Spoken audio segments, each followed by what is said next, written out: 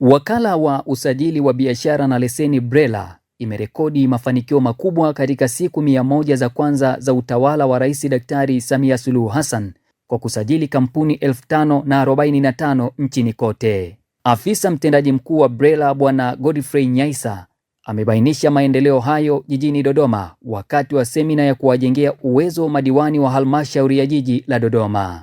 Amesema kuwa jumla ya kampuni 3,120 zinamilikiwa na vijana sambamba na majina ya biashara 8,792 ambapo 4,938 kati yake ni ya wajasiriamali vijana.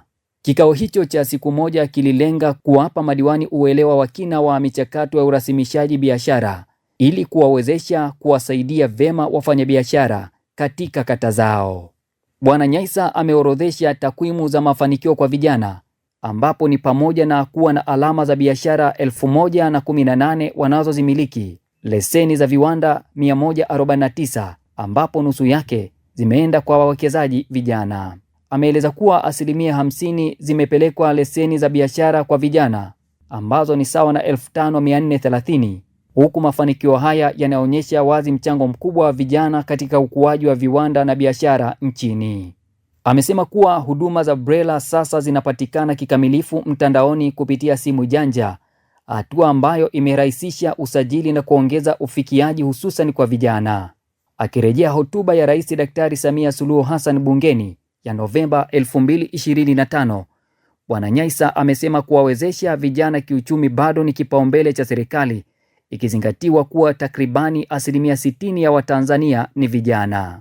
Bwana Nyaisa ametoa changamoto na maelekezo kwa madiwani, huku akiibua wasiwasi juu ya mkanganyiko unaoendelea katika baadhi ya halmashauri ambapo maofisa biashara hutoa leseni za kundi B kwa wafanyabiashara ambao kisheria wanapaswa kuwa na leseni ya kundi A.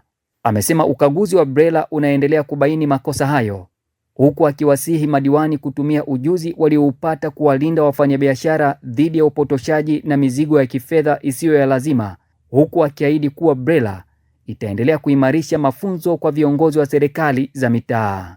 Katika hatua nyingine, Katibu Mkuu Bwana Mkomi amesisitiza kuwa mazoezi ya mwili na kupumzika vya kutosha ni sehemu muhimu ya mfumo wa maisha yenye afya. Amebainisha kuwa tija mahali pa kazi inahusiana moja kwa moja na ustawi wa wafanyakazi, akizitaka taasisi za umma kukuza programu za afya. Hii ni Open Online Media, mimi ni Rabiameni Show.